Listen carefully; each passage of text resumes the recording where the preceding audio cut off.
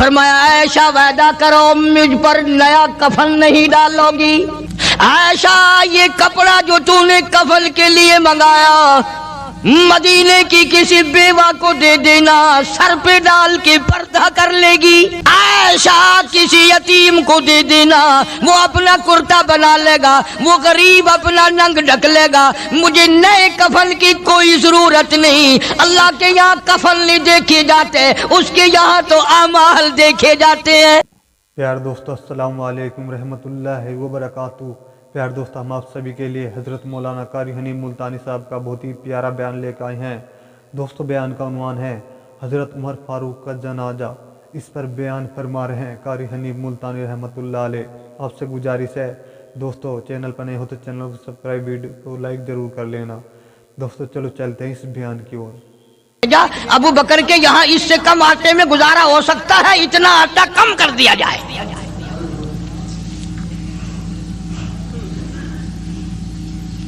तुम क्या जानो अबू बकर कौन है? कभी किसी बूढ़ी ने, कभी किसी बहू ने, कभी किसी ने धी ने कहा क्या आज अबू बकर सिद्दीक की न्याज पकाते हैं? नजरे अल्लाह न्याज़े हुसैन। नबी के यार का नाम ना लेना कभी भी।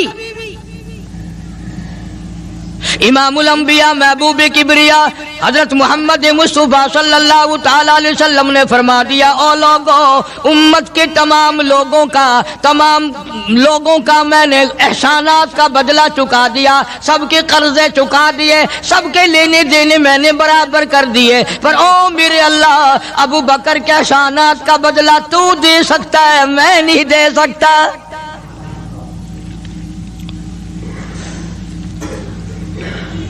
सारा घराना बड़ा अजीब है, घर का घर बड़ा अजीब है। हिजरत फरमा कर तशरीफ ले गए नबी करीम सबका जो सल्लल्लाहु अलैहि वसल्लम की ज़ात अक़दस के साथ तशरीफ ले गए। सिद्दीक़ अकबर का वालिद जिंदा है, अबू कुहाफा बूढ़ा है, आंखों से नाबीना है, अभी ईमान नहीं लाया हिजरत वाली रात तक, बाद में लाया है। लाठी के सहारे घर आया, पता तो चल गया ना कि रात चला गया नबी के साथ मेरा बेटा। और आके पोतियों को कहने लगा, क्यों अस्मा जी दादा जान, मेरा तो अपना ख्याल ये है कोई टेडी, कोई पैसा, कोई कपड़ा, कोई गल्ला तुम्हारे लिए नहीं छोड़ के गया होगा। बावजूद काफिर होते हुए उस वक्त तक अबू बकर का वालिद मुसलमान नहीं, लेकिन जानता है कि मेरे बेटे को नबी की इतनी मोहब्बत है, वो इतना कुर्बान है, वो इतना परवाना है और इस कदर जानिसार है, कोई शय घर में नहीं छोड़ के गया होगा। सैयदा अस्मा रज़ी अल्लाह ताला अन्हा, छोटी सी बच्ची है सिद्दीक़ अकबर की, कहती है कि मैंने एक हीला बनाया। हमारे यहाँ दीवार में एक आला सा मेरे वालिद ने बना रखा था, उसमें पैसे रखते थे, तो मैंने वहां ये मिट्टी के टूटे हुए बर्तनों के ठिप पर डाल दिए और ऊपर कपड़ा डाल दिया। और मैंने अपने दादा से कहा, नहीं दादा जान, अब के तो अब्बा जी ने हद कर दी, बहुत सारा माल हमारे लिए छोड़ के गए हैं। उन्होंने कहा, बेटी मेरा यकीन नहीं पड़ता, वो नबी के बगैर एक पैसा तो क्या वो अपनी जान पीछे रखने को तैयार नहीं। उन्होंने कहा, नहीं दादा जरा आओ तो सही। कहती हैं कि मैंने अपने दादा का यूं हाथ पकड़ के, दिखता तो था नहीं, उस कपड़े के ऊपर ऊपर फेर दिया कि देखिए ये आला है ना, ये ताक डाला कि सब भरा पड़ा है। ये कहने लगा, अच्छा, बहुत अच्छा किया, तुम्हारा गुजारा हो जाएगा। मुझे बड़ा फिक्र था, मुझे बहुत परेशानी थी, अब मैं बेफिक्रा हो गया कि तुम्हारे लिए तुम्हारा अब्बा खाने पीने के लिए तो छोड़ गया। सैयदा अस्मा कहती है, हालांकि जिस वक्त मैंने ये कार्रवाई करके दिखाई, हम 2 दिन के भूखे थे।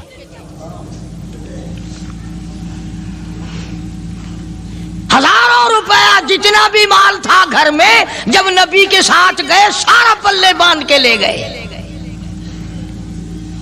ना जाने कहां काम आएगा।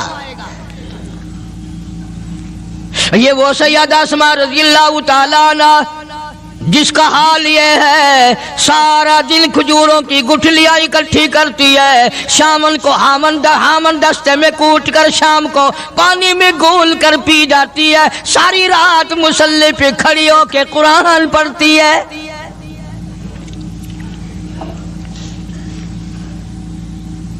عجیب قسم کا گھرانہ ہے صدیق اکبر رضی اللہ تعالیٰ عنہ کا.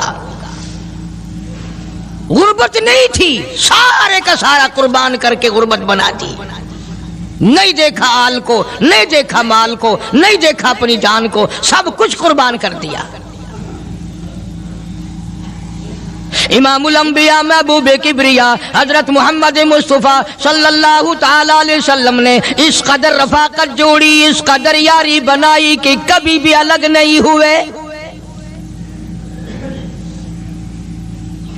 آج تم قرآن پڑھتے ہو، قاری حنیف قرآن پڑھتا ہے، کیا اثر ہوگا کسی پہ؟ جناب ابو بکر صدیق رضی اللہ تعالیٰ عنہ مکہ مکرمہ میں نماز کی نیت باندھ کر قرآن کریم کی تلاوت کرتے ہیں. علماء نے لکھا ہے کہ پہاڑ بھی ہلنے لگ جاتے تھے. اور کافروں نے نبی پاک سب کا جو صلی اللہ علیہ وسلم سے شکایت کی کہ اپنے ابو بکر کو کہو یہ رات کو قرآن زور سے نہ پڑھے، ہمارے بیوی بچوں پہ اثر ہوتا ہے، ہمارے بچے مسلمان بننے کے لیے تیار ہو جاتے ہیں، ہماری عورتیں قرآن سن کر کفر چھوڑ کر مسلمان بننے کو تیار ہو جاتی ہیں، ابو بکر سے کہو یہ آہستہ قرآن پڑھا کرے. یعنی اس کی زبان میں اس قدر تاثیر تھی اور اس قدر اللہ تبارک و تعالیٰ نے خوف رکھا تھا، جو صدیق کی زبان سے قرآن سنتا تھا مسلمان بننے کے لیے تیار ہو جاتا تھا. آج ہم قرآن پڑھیں، حدیث پڑھیں، کچھ بھی پڑھیں، اثر نہیں ہوتا. کیسے ہو؟ ہمارے یہاں دلوں میں جگہ ہو جبھی تو بات بنے. اس لیے قرآن کریم کہتا کلا بل ران علی قلوبہم ما کانوا یکسبون. گناہ کرتے کرتے، حرام کھاتے کھاتے اس قدر دل کالے ہو گئے، اب قرآن کے لیے، دین کے لیے، ایمان کے لیے گنجائش کوئی نہیں، اندر گنجائش ختم ہو گئی، سارا دل بھر گیا. فرمایا کلا انہم عن ربہم یومئذ لمحجوبون. ہرگز ایسا نہیں. جو لوگوں کا خیال ہے دین ان کے خیالات پہ نہیں چل سکتا. جناب ابو بکر صدیق رضی اللہ تعالیٰ عنہ بیمار ہیں، آخری وقت قریب ہے. اللہ اللہ.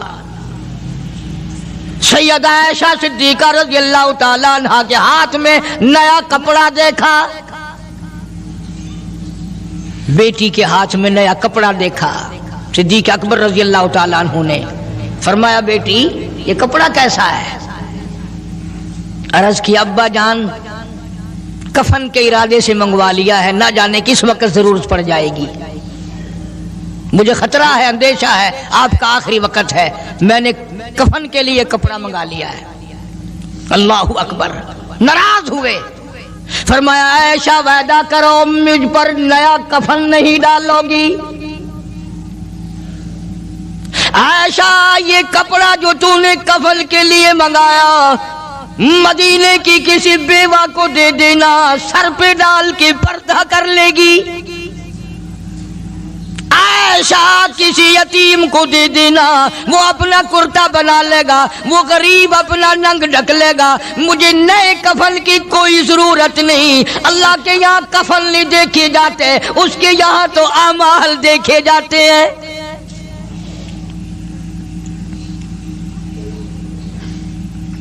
حضرت عائشہ رضی اللہ تعالیٰ عنہ نے اصرار کر دیا، ابا اجازت دے دو، اب تو میں نے منگا لیا ہے، اب تو میں نے منگا لیا ہے، دنیا کیا کہے گی؟ وقت کا حکمراں، وقت کا بادشاہ، نبی کا جانشین کو کفن بھی نہیں ملا. پھر دوسرا رخ اختیار کیا ہے صدیق اکبر سب کا جو رضی اللہ تعالیٰ عنہ. فرمایا عائشہ او میری بیٹی، نبی کریم صلی اللہ تعالی علیہ وسلم کا آخری وقت تیری گود میں آیا، تیرے سامنے آیا، تو نے آقا مدنی صلی اللہ علیہ وسلم کا آخری وقت دیکھا. حضرت عائشہ رونے لگی، ہاں میں نے دیکھا، سب کچھ مجھے معلوم ہے، پر عائشہ شہنشاہ کائنات کا کفن بتا. اس مدنی کریم صلی اللہ علیہ وسلم کا، دو جہان کے بادشاہ کا، یتیموں کے وارث کا، بیواؤں کے سہارے کا، دو جہان کے سردار، دو جہان کی رحمت حضرت محمد کریم صلی اللہ علیہ وسلم کا کفن بتا۔ حضرت عائشہ رونے لگی، عرض کی ابا جان جن کپڑوں میں سرکار اس دنیا سے تشریف لے گئے ان کپڑوں میں 12 پیوند تھے، 12 ٹاکیاں تھی۔ فرمایا عائشہ پھر تیرا کیا خیال ہے، میرا محبوب ٹاکیوں میں گیا ہو میں نئے پہن کے جاؤں؟ جن کپڑوں میں میری وفات ہو یہی میرے کفن میں استعمال کرنا،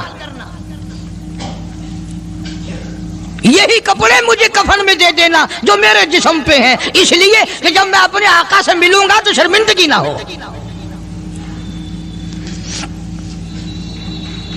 اور آج ذہن یہ ہے کہ میت کے کپڑے کو ہاتھ بھی نہ لگانا، پہننا تو درکنار، ہاتھ لگانے کو تیار نہیں، گھر میں رکھنے کو تیار نہیں، یوں لکڑی سے اٹھا کر پرے پرے پھینکتے ہیں، آگ لگاتے ہیں، نہلانے والے کو دے دیتے ہیں، وہ بھی نہیں پہنتا، یوں ہی گلیوں میں نالیوں میں پھینک جاتا ہے۔ نہ تیرا باپ مرا، جب تجھے نفرت ہے کپڑوں سے، مردہ نوانے والے کا وہ ماما لگتا ہے، وہ کیوں پہنے؟ عرض کرنے کا مقصد یہ کہ ان حضرات کی زندگی تو دیکھو، اور وفات شریف سے پہلے 2.5 برس جو وظیفہ لیا، جو تنخواہ لی سرکاری خزانے سے، خیبر کی زمین بیچ کر صدیق اکبر رضی اللہ تعالیٰ عنہ نے 2.5 برس کی تنخواہ کا حساب کر کے وہ ساری تنخواہ جو لی تھی بیت المال میں واپس داخل کر کے پھر دنیا سے رخصت ہوئے۔ جو تنخواہ لی تھی 2-2.5 سال میں وہ ساری کی ساری واپس کر دی جناب ابو بکر صدیق رضی اللہ تعالیٰ عنہ نے، کہ میں مسلمانوں کا پیسہ کھا کے نہیں مرنا چاہتا، چاہے تنخواہ کے طور پر تھا، کل قیامت میں میرے لیے رکاوٹ نہ بن جائے۔ آج مجھے اور آپ کو تو یہ تلاش بھی نہیں کہ اپنا حلال کے پیسوں سے کفن تو بنا کے رکھ لیں۔ ایئر کنڈیشن کا ہر وقت ذکر ہے، گھر میں ہونا چاہیے، فریج ہونا چاہیے، پنکھے ہونے چاہیے، یہ ہونا چاہیے، کار ہونی چاہیے، موٹر ہونی چاہیے، یہ ہونا چاہیے، اور کبھی گھر میں یہ ذکر بھی ہوا کہ حلال کا کفن بھی ہونا چاہیے۔ وہ کدھر سے آئے گا؟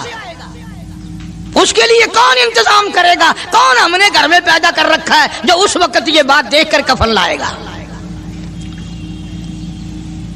اس لیے قرآن کریم نے اعلان کر دیا، لوگوں اپنا سب کچھ پاک صاف بن کے دنیا سے جاؤ، اپنا بدن بھی پاک ہو، عمل بھی پاک ہو، پیٹ بھی پاک ہو، کفن بھی پاک ہو۔ ان ساری میں وہ بات کرتا ہوں جس سے نہ دیوبندی بچے، نہ بریلوی بچے، نہ شیعہ بچے، نہ سنی بچے۔ موت کا جھٹکا تو سب کو لگنا ہے نا، اور ایسا لگتا ہے لاکھوں برس تک منہ کڑوا رہتا ہے۔ جناب صدیق اکبر رضی اللہ تعالیٰ عنہ نے وہ تنخواہ جو لی تھی ساری زندگی میں وہ بھی بیت المال میں واپس کر دی، اور تمام کے تمام لوگوں کے حقوق چکا دیے۔ باقی جو بات رہی وہ سیدھی کمتر مرحوم کہتا ہے، ادا صدیق دا اسلام تے قرضہ بقایا ہے، اجا صدیق دا اسلام تے قرضہ بقایا ہے، جتا جس دے ہاتھوں اس آخری زمین دسایا ہے، وصولی دا نہ چنتا نہ لکھوایا صحابہ نے۔ مدنی کریم صلی اللہ تعالی علیہ وسلم کے جانثار، نبی کا یار، نبی کا وفادار، ہر وقت کا ساتھی اسی غم میں رہتا ہے، اور وصیت کی کہ مجھے غسل دینا، میرے انہی کپڑوں میں دفن کرنا، اور فرمایا میرا جنازہ اٹھا کر حجرے مبارک کے سامنے لے جانا، حجرے عائشہ کے سامنے لے جانا، توجہ کرنا، نیند نہ کرو۔ اور یوں فرمایا نبی پاک صلی اللہ علیہ وسلم کی جہاں قبر شریف ہے، حضور کا حجرہ ہے، روضہ ہے، دروازے پہ کھڑے ہو کر آواز لگانا، کالی کملی والے صدیق آ گیا ہے۔ فرمایا اگر اجازت ہو تو اندر دفن کرنا، اور اگر اجازت نہ ہو تو جنت البقیع میں لے جانا۔ علماء کہتے ہیں کہ جب میت کو جا کر کے روضہ اقدس صلی اللہ علیہ وسلم کے سامنے رکھا اور آواز لگائی تو دروازہ خود بخود کھل گیا اور آواز آئی دیر نہ کرو، محبوب کو محبوب سے ملا دو۔ کیا شان ہے ان لوگوں کی، کیا عظمت ہے ان لوگوں کی، ساری زندگی اس محبت میں، عظمت میں، اکرام میں گزاری جو اس کائنات میں کوئی اس قدر اکرام کر نہیں سکتا۔ مدینہ پاک میں ایک وقت ایسا بھی آیا کہ دشمنوں نے مدینے کے گورنر کو گانٹھ لیا، اس کو رشوت دی، پیسے دیے، اور کہا کہ ہمیں اجازت ہونی چاہیے، ہم روضہ اقدس کو کھود کر ابو بکر صدیق اور فاروق اعظم کی لاشیں نکالنا چاہتے ہیں یہاں سے۔ چنانچہ حاکم وقت نے پیسے کھا کر اجازت دے دی۔ شمس الدین سراج ایک بزرگ ہے جو اس وقت مدینہ پاک یعنی روضے کے متولی ہیں، مسجد نبوی کے متولی ہیں، گنبد خضرا صلی اللہ علیہ وسلم کے محافظ اور نگہبان ہیں۔ وہ فرماتے ہیں کہ رات آدھی جب گزری تو کنڈی کھٹکی مسجد کی، میں نے کنڈی کھول دی تو مجھے حکم ملا کہ تم خاموش رہو، اگر آواز نکالو گے سر اتار دیا جائے گا۔ ایک آدمی اندر داخل ہوا، دوسرا داخل ہوا، تیسرا آیا، کسی کے ہاتھ میں کسی، کسی کے ہاتھ میں گنتی، کسی کے ہاتھ میں ٹوکری، کسی کے ہاتھ میں تسلا مٹی اٹھانے والا، سب کے سب یوں لے کر داخل ہو رہے ہیں۔ اور مجھے یہ کہا گیا کہ یہ جو کچھ کرتے ہیں روکنا نہیں، کسی کو بتانا نہیں۔ شمس الدین سراج بزرگ رحمت اللہ علیہ کہتے ہیں وہ جب 40 کے 40 اندر داخل ہو گئے، پچھلے نے مجھے اشارہ کیا دروازہ بند کر دے، اب کسی اور کو اندر نہ آنے دینا۔ وہ اللہ والا کہتا ہے مجھے بتا تو دیا گیا تھا دونوں جلیل القدر صحابہ حضرت شیخین کی بے ادبی کریں گے، قبر کھود دیں گے، ان کی میت نکال لیں گے۔ فرماتے ہیں میں نے دروازہ بند کر دیا، میں سجدے میں گر گیا، مولا او میرا بس نہیں، میرا کوئی چارہ نہیں، میری حکومت نہیں، میری فوج نہیں، میرا لشکر نہیں، میرے پاس توپ نہیں، میرے پاس لشکر نہیں، او میرے مولا میں نے سنا ہے جیسے نبوت کا محافظ تو ہے، اسی طرح صدیق کی صداقت کا، فاروق کی عدالت کا بھی تو ہی نگہبان ہے۔ مولا میری موت بھیج دے، میں نہ دیکھوں۔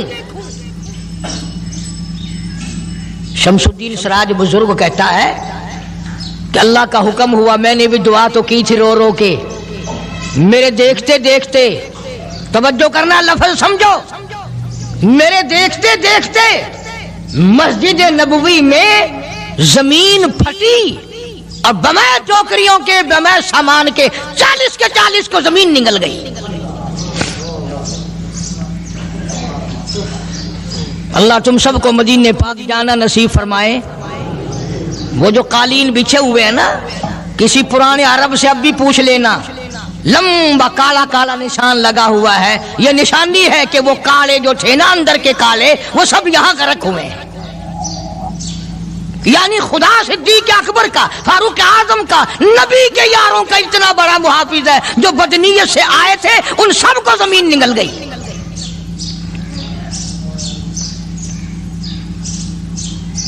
ایک اللہ والا کہتا ہے کہ میں نے مدینہ پاک میں حاضری دی اور حضور کریم صلی اللہ علیہ وسلم کے روضہ اقدس پہ سلام پڑھا، اور میں صدیق اکبر کے موضع شریف کے سامنے کھڑا ہو کر سلام عرض کر رہا تھا، پڑھ رہا تھا۔ میں جب واپس ہٹنے لگا تو ایک آدمی مجھے کہنے لگا آپ کہاں سے آئے ہیں؟ اس نے بتایا کہ میں فلاں جگہ سے آیا ہوں۔ کہ آپ بڑے نیک آدمی معلوم ہوتے ہیں، بڑا اچھا سلام پڑھ رہے تھے، تعریف اچھی کر رہے تھے، میرے یہاں کھانا کھانے چلو۔ اللہ والا کہتا ہے کہ میں اس کی باتوں میں آ گیا کہ چل بھائی مدینے کا آدمی ہے، مدینے کا آدمی ہے، دعوت کر رہا ہے، انکار کروں تو سنت کے خلاف، انہوں نے کہا چل بھائی، لے گیا اور وہاں جا کر ایک مکان میں اس اللہ والے کو بند کر کے کوٹلی میں اس کو زنجیروں میں باندھ کر اس کی زبان کاٹ دی. تو نے صدیق کی اتنی تعریف کیوں کی؟ اور پھر چھوڑ دیا کہ جا صدیق سے ٹھیک کرا کے دکھا. وہ پھر مسجد نبوی. پیار دوست السلام علیکم رحمۃ اللہ وبرکاتہ.